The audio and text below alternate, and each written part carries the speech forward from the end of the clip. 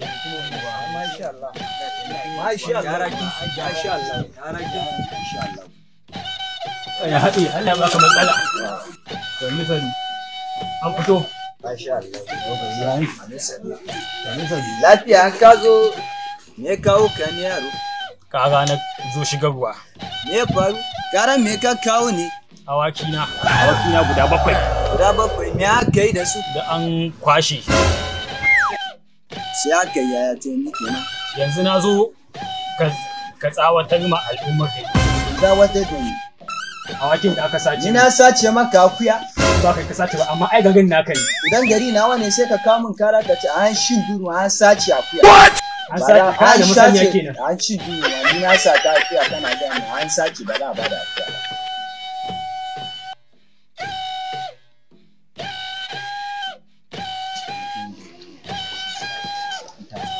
Ba shi bulala. Ya dai.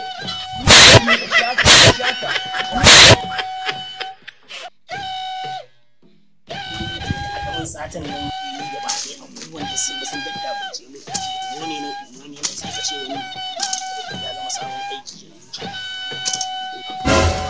Ya ake gashi ne na je na kai ƙarar satan da ake ofishin mai gari. na sace da ake ka san cewa fa an sace mun mashin kwanakin baya Awaki 7 na kai mai ƙara an sace mun amma mai garin nan zane wannan ba fadin nashi wannan mugun nan.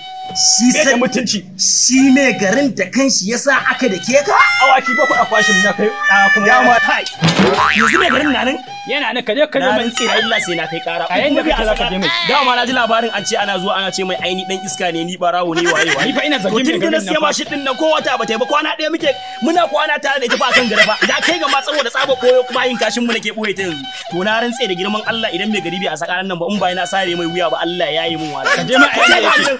je ka ga annan kawai je ka ina nan zuwa je ka ma za ta yi ma bari in tafi